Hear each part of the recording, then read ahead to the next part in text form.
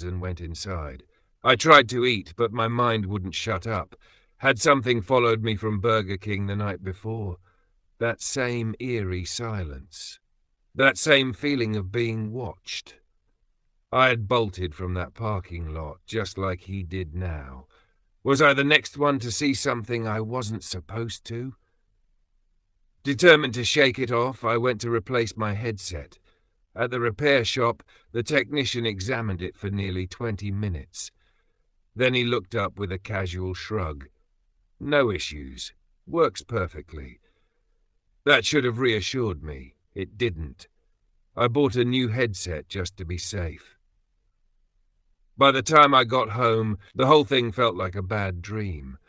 I set up the new headset, tossed the old one onto my desk and prepared to stream again. But then the static. Soft at first, then rising, like a whisper pressing against my ears. I froze. It wasn't coming from the new headset, it was coming from the old one. I hesitated before picking it up.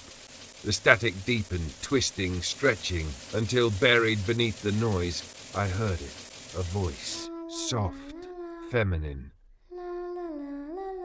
The chant was slow, hypnotic. My throat went dry. My fingers trembled as I traced the cord, inch by inch, until I reached the plug. My stomach dropped. The headset wasn't plugged into anything. And yet, the voice continued. My breath hitched. The static warped, glitching, distorting, until the chant wasn't just a sound anymore.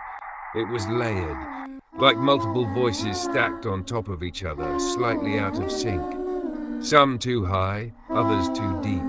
It wasn't human. The monitors flickered violently. Shadows shifted in ways that didn't make sense. For a second, just a second, I saw movement in my reflection. But I hadn't moved. Had my late-night horror sessions blurred the line between my game and my reality? Or had I, without realizing it, become part of something waiting on the other side of the screen? My room felt warped, the static pressed into my skull. And then, in the suffocating silence, I let out a bitter chuckle. Maybe I really was in too deep. As the static finally faded into the night, I muttered, "Now I'm left wondering, what's Hapunan? What's happening?"